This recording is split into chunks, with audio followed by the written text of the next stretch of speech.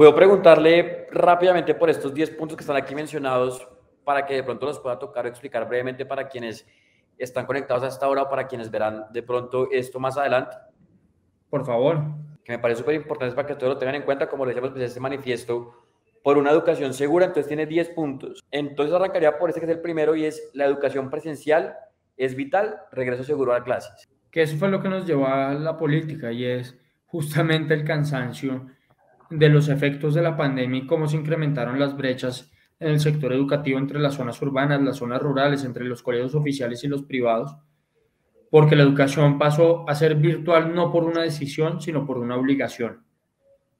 Y de ahí que estamos proponiendo, que vamos a hacer el ladrillo del gobierno nacional, vamos a hacer efectivamente la voz que todos los días exija que el gobierno nacional garantice la apertura de los colegios, que efectivamente haga una labor con las secretarías de educación para acompañarlas en la apertura de todos los colegios con absoluta normalidad, no más alternancia, no más virtualidad.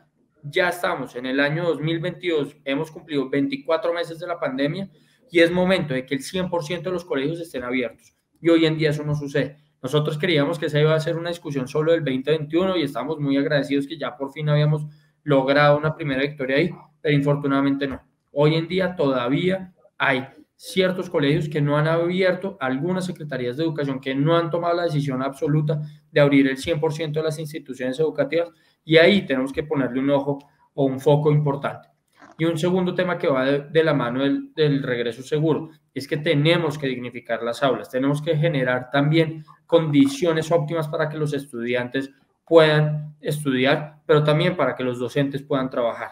Y ahí por eso le voy a adelantar y me voy a meter al punto 2, Claro que es que tal sí. vez mientras se da la reforma estructural al sistema educativo, necesitamos un plan temporal que es inyectarle más recursos a la calidad de la educación, que haya voluntad política real, un consenso del Congreso para inyectarle más recursos solo y únicamente a la calidad de la educación.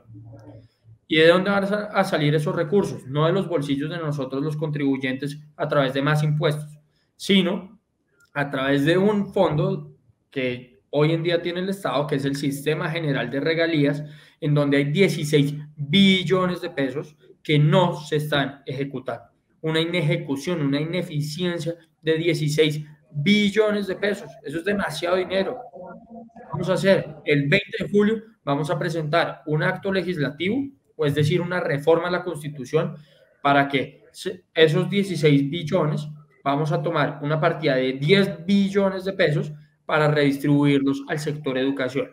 Es decir, de la bolsa de recursos de las entidades territoriales que no se están ejecutando, se las vamos a trasladar a las mismas entidades territoriales, pero directamente para invertirse en la calidad de la educación. Con eso vamos a poder fortalecer el sistema educativo y con eso vamos a poder hablar de mejoras a la infraestructura, que es lo que tanto se quedan los sindicatos, pero también vamos a poder hablar de la formación docente óptima y oportuna, de la evaluación docente real en cada una de las instituciones educativas y a cada uno de los educadores de nuestro país.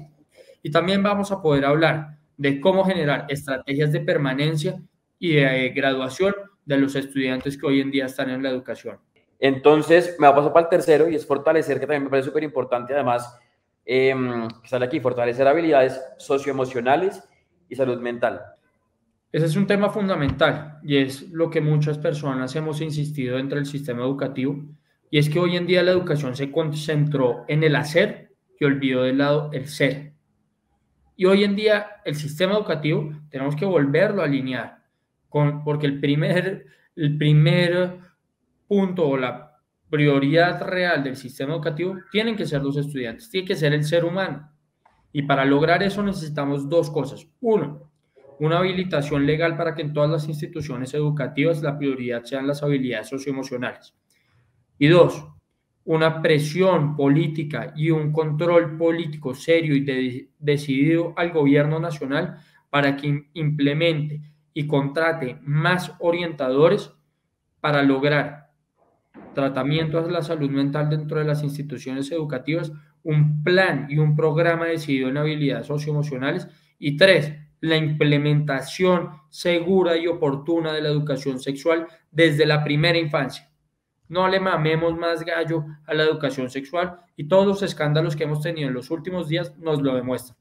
Este país no tolera y no aguanta más si no tenemos un sistema educativo que tenga una educación sexual decidida, no solo en términos de genitalidad. También tenemos que acompañar a los niños en las decisiones de la identidad de género, de la identidad sexual. De ahí sí, de las discusiones sobre la genitalidad, de la prevención del embarazo adolescente, de las enfermedades de transmisión sexual, etcétera, etcétera. De las capacidades y las habilidades para reconocer su propio cuerpo y tomar decisiones sobre él mismo. Que además es un tema súper importante, como lo mencionaba, por lo que hemos visto recientemente y porque además es un tema que se convierte como en tabú, ¿no? Que los papás, las instituciones, bueno, algunas que tienen todavía clases de educación sexual en un punto y hasta un punto, digamos, no es como lo más completo, pero es un tema del que todavía pareciera que a la gente le cuesta o le da miedo hablar por múltiples razones, además.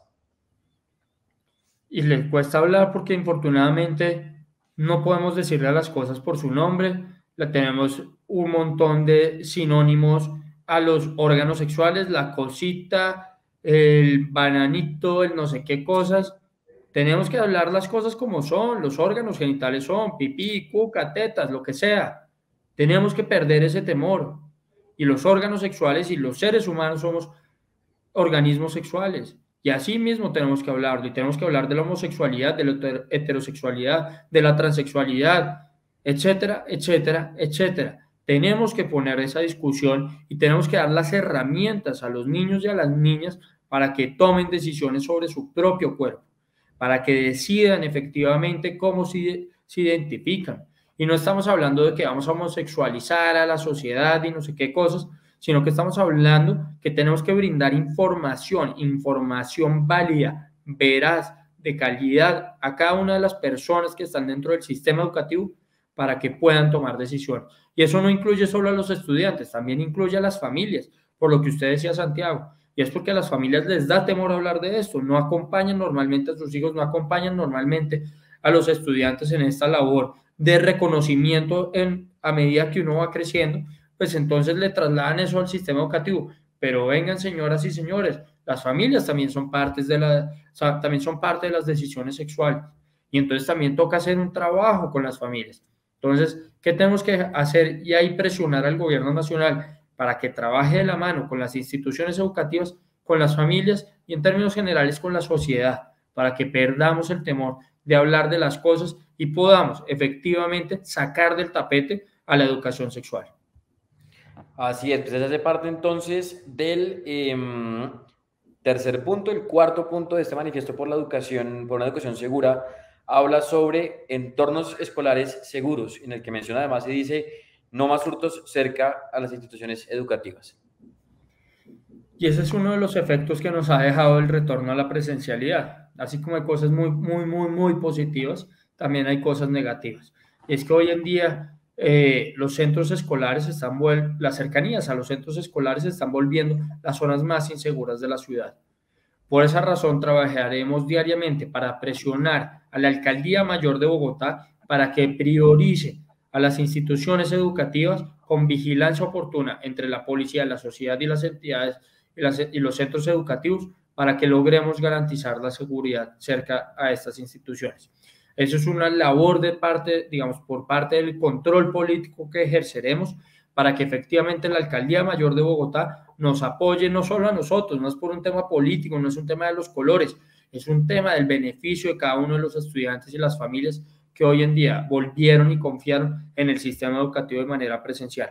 Y el Estado no les puede fallar. ¿Qué tienen que hacer? Pues buscar mayor cuerpos de policías que acompañen eso. Y, por ejemplo, quitándole el esquema a todas las personas que hoy en día no las necesitan. Tenemos 280 congresistas que tienen esquemas de seguridad que muy probablemente el 90% de esas personas no necesitan un esquema de seguridad. Traslademos ese cuerpo policial a las instituciones a vigilar las cercanías a las instituciones educativas. Pongamos a los policías donde deben estar, no custodiando a personas que no están amenazadas, sino a las comunidades que viven diariamente en riesgo y amenaza de la inseguridad. Ese sería entonces el cuarto punto de este manifiesto. El quinto que tiene es oportunidades seguras, entonces acceso a la educación superior y bilingüismo asegurado.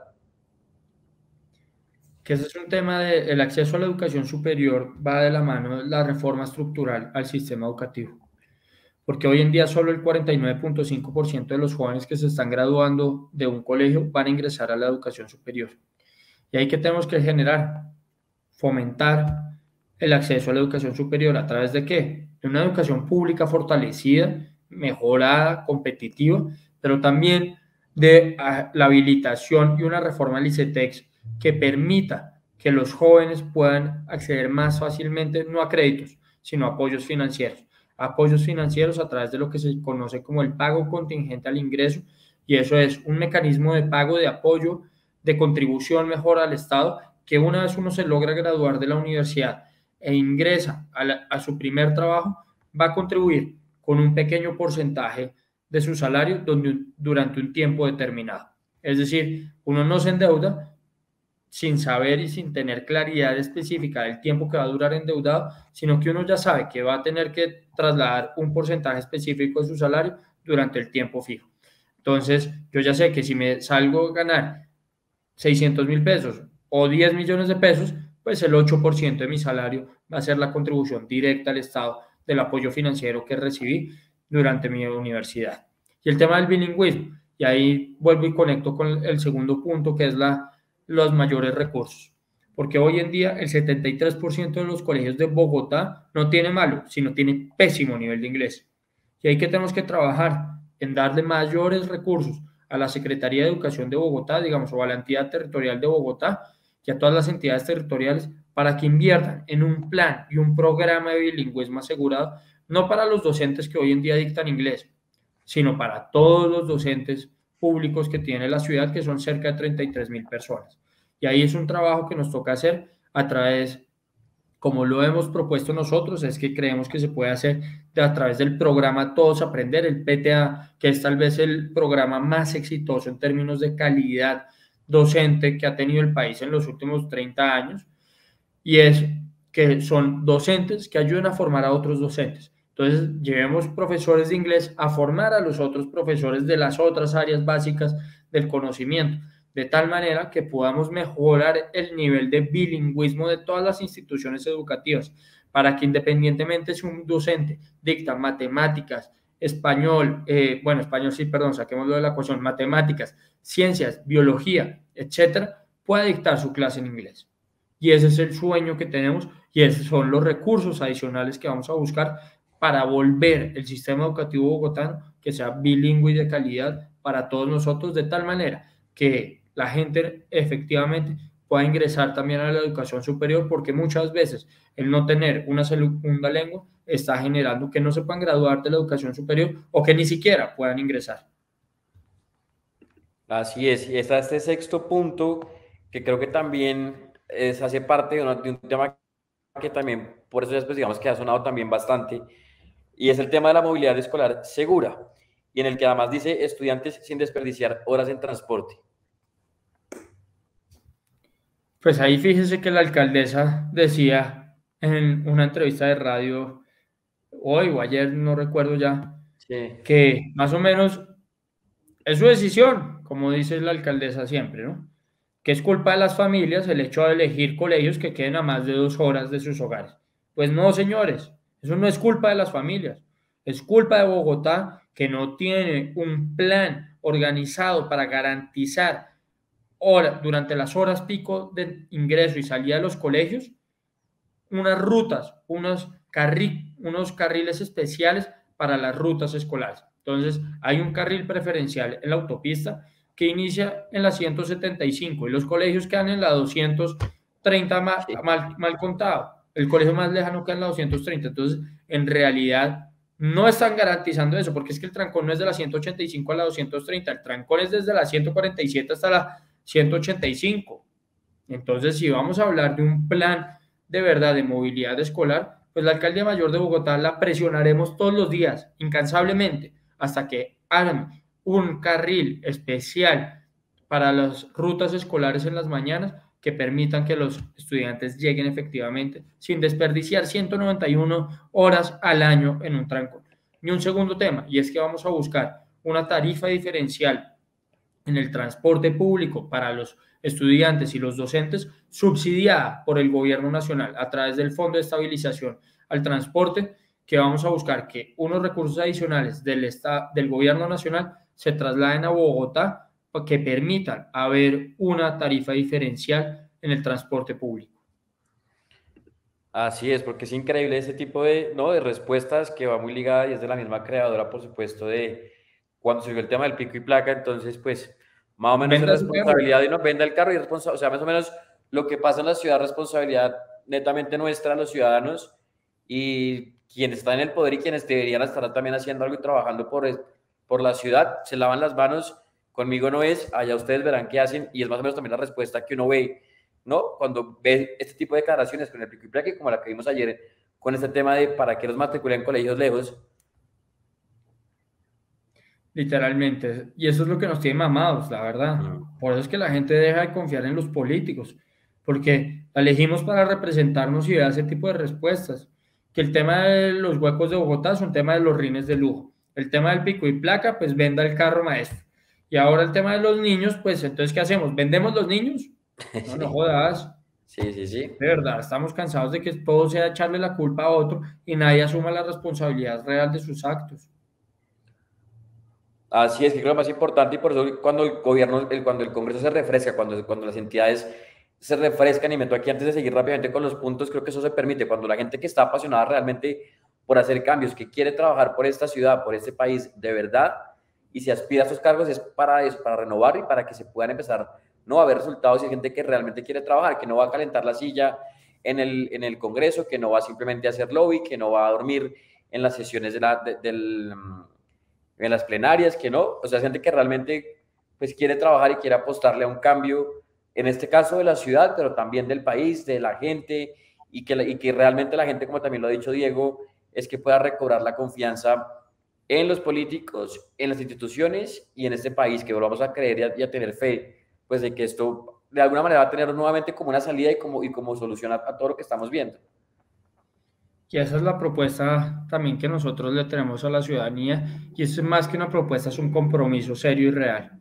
Y es que yo no voy a ser un político que va a aparecer cada 4 años, sino voy a ser un político que va a estar presente los 4 años. De tal manera que la ciudadanía va a tener todo el tiempo mi teléfono, mis actuaciones, y va a poder velar para que efectivamente, si estoy representándolos mal o si estoy representándolos bien, me puedan felicitar o me puedan criticar y lo conversemos y lo dialoguemos, porque en últimas a eso es a lo que me he dedicado yo, ser un educador más de este país, y parte de la educación es el diálogo, es concertar, es discernir también. Entonces sentémonos y dialoguemos, pero sobre todo estemos presentes siempre para que todos los intereses de las personas que nos van a confiar su voto se vean absolutamente representados en todo el tiempo durante estos próximos 4 años. Así es. Quiero entonces pasar rápidamente a los últimos puntos de este manifiesto por la educación. Ya hablamos del tema de movilidad, que era el sexto. El séptimo, que también lo nombraba un poquito hace un rato en esta conversación, y era dignificar las aulas. Y era una infraestructura segura y fortalecer colegios en administración. Sí, lo de las aulas, digamos, creo que ya se lo compartí, lo de los colegios en administración o antiguamente colegios en concesión. Ese es un tema que es absolutamente prioritario y que nosotros no vamos a dejar que ningún sindicato ponga en riesgo la continuidad de un colegio en concesión. En el año 2025 se vencen los primeros contratos de los colegios en concesión y queremos trabajar y apoyar al gobierno distrital para su renovación y nueva apertura de colegios en concesión. Inclusive ese debería ser un modelo que deberíamos llevar a otras regiones del país porque ha sido muy exitoso. El 90% de los 35 colegios que están hoy en día concesionados están en categorías de la más alta calidad, que son categoría A y A más. Es decir, el 90% de los colegios concesionados son excelentes. Ojalá lleváramos ese modelo a otras latitudes de Colombia. Y para hacerlo necesitamos crear mecanismos legales que permitan habilitar que también las entidades territoriales que no sean Bogotá puedan crear y puedan concesionar el sistema educativo en su territorio de tal manera que mejoren e incentiven la calidad. La número 8 que tengo por acá, y viéndolo pues también viene muy ligado al trabajo que Diego ha venido realizando también durante estos años, a través también de su fundación cuando estuvo y que siempre ha estado pues pendiente del tema de la deserción y que la gente digamos, no deje de estudiar. Y es esta de una graduación segura, es el punto número 8 de este manifiesto, y es reducir la deserción en educación superior con financiación. Y eso es llevar a la Fundación HELP a una política pública. Y es porque hoy en día en Colombia 1 de cada 2 estudiantes que ingresan a la educación superior es muy probable que no se vayan a graduar y en su mayoría por falta de recursos económicos. Por esa razón estamos proponiendo generar un mecanismo de apoyo financiero bajo el mismo modelo que les contaba anteriormente, que es el pago contingente al ingreso, para que los jóvenes efectivamente que logren acceder hoy en día a la educación superior privada, pues también logren graduarse a través, si se ven en riesgo financiero en su continuidad dentro del sistema educativo, pues el Estado los apoya a culminar sus estudios y con esa culminación luego ellos contribuirán con un porcentaje fijo de su salario durante un tiempo determinado para lograr contribuirle a otras personas. En últimas, ¿qué estábamos haciendo? Proponiendo que la Fundación HELP, que fue el modelo que nos inventamos nosotros hace 8 años, se vuelva una política pública, una política de Estado, en realidad, que genere y que blinde a las familias que si llegan a tener alguna dificultad financiera para que sus hijos continúen dentro de la educación, pues vean en el Estado ese aliado que les permitirá lograr terminar de financiar sus estudios y luego ellos retribuirán a la nación ese mismo apoyo financiero. Así es. Está este noveno punto que es reformas seguras, que también habla sobre el tema de formación de ciudadanía y evaluación docente e ICETEX. El de la ICETEX ya lo mencioné, digamos. Sí. El de la evaluación docente es porque hoy en día los docentes del nuevo estatuto, que son los únicos que son evaluados en realidad, es una evaluación catastrófica. Tan catastrófica es que el mismo sindicato lo reconoció. O sea, FECODE en el año 2021 suscribió un acuerdo con el gobierno nacional para modificar la evaluación con carácter diagnóstico formativo, porque no está cumpliendo ninguno de los objetivos para los cuales fue pensada. Por esa razón queremos acompañar en esa discusión al gobierno nacional para generar una evaluación docente digna, de calidad, que efectivamente genere un incentivo a mejorar en los docentes, que permita también al Estado revisar el estado real de la calidad de la educación que se está impartiendo en las aulas y la responsabilidad que tienen los docentes sobre ella. Entonces queremos acompañar al gobierno nacional en la revisión de esa evaluación docente. Y un segundo tema que es la de la formación a la ciudadanía, y es lo que estábamos hablando al principio de cómo reestructurar, repensar y transformar el sistema educativo para que dejemos de lado a la ciudadanía dentro del sistema y lo volvamos nuevamente a la prioridad, para que el ser sea el eje transversal de la educación de nuestro país. Y el décimo y último punto de este manifiesto, pues también lo ha mencionado también durante esta conversación Diego, ¿no? Y es ser pues una voz valiente y hacer control político asegurado, ¿no? A las autoridades de educación. Sí, y ese es el tema, lo que hablábamos hace un rato, ese es el tema que me llevó a querer ingresar a la política, y es porque infortunadamente el control político que le hacen al Ministerio de Educación es muy débil. Y es muy débil porque preguntan 3 temas y con eso se concretan y listo. Pero es que nosotros necesitamos exigir el cumplimiento y la implementación real de todas las normas dentro del sector educativo. Y perdónenme e insisto nuevamente en la educación sexual. Desde 1993 existe la primera resolución del Ministerio de Educación que dice que en todas las instituciones educativas tiene que implementarse y ejecutarse educación sexual. Que hoy estamos en el año 2022 y más del 35% no la están ejecutando. Pero ¿dónde está el gobierno nacional? ¿Dónde está el gobierno nacional exigiéndole a las secretarías de educación? Pero peor aún, ¿dónde está el Congreso de la República preguntándole al gobierno nacional por qué no lo está haciendo? Y eso es parte de lo que nosotros le estamos ofreciendo a la ciudadanía, que confíe en nosotros para poderlos representar y para poder exigir que efectivamente se cumplan las normas del sistema educativo para que dejen de usar a la educación como un discurso y que la volvamos una realidad y una prioridad.